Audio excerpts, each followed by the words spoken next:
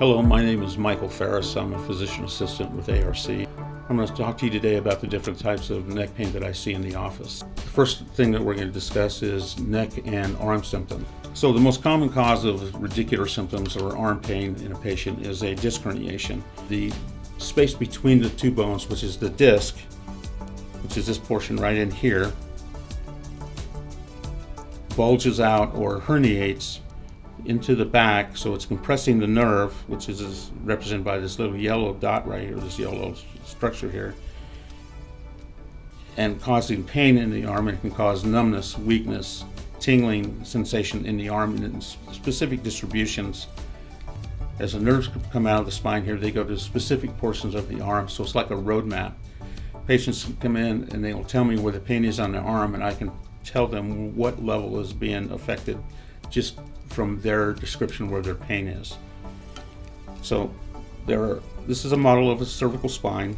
There are 7 vertebral bodies. There's a C1, C2, C3, C4, C5, C6, and C7. C stands for cervical. And when we talk about between C5 and C6 or C6 and C7, that's the space that we're talking about. So if you come into the office and you have pain that goes down the back of your arm and into your index and middle finger, that's generally the C7 nerve root, and that will come out at between the C6 and C7 level. The other cause of the nerve root irritation could be narrowing of the opening where the nerve comes out. It's called the neuroforamen, so that's called foraminal stenosis. And that could be caused by a disc protrusion, degenerative changes of the disc, as well as the facet joint in the back and the enlargement of the ligament around it, which causes the narrowing, which can cause the arm pain as well.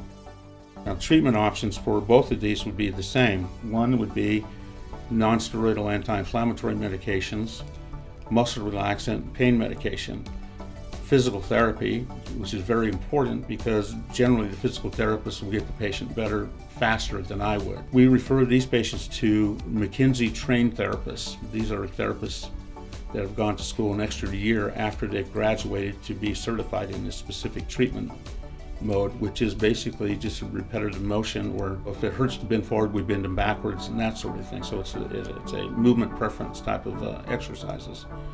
If the patients fail to respond to this type of treatment, then an MRI would be ordered to see if our diagnosis is correct with a disc herniation or foraminal narrowing, and it usually is correct. If you should have this disc herniation and you fail conservative measures, then we would do what's called an epidural steroid injection.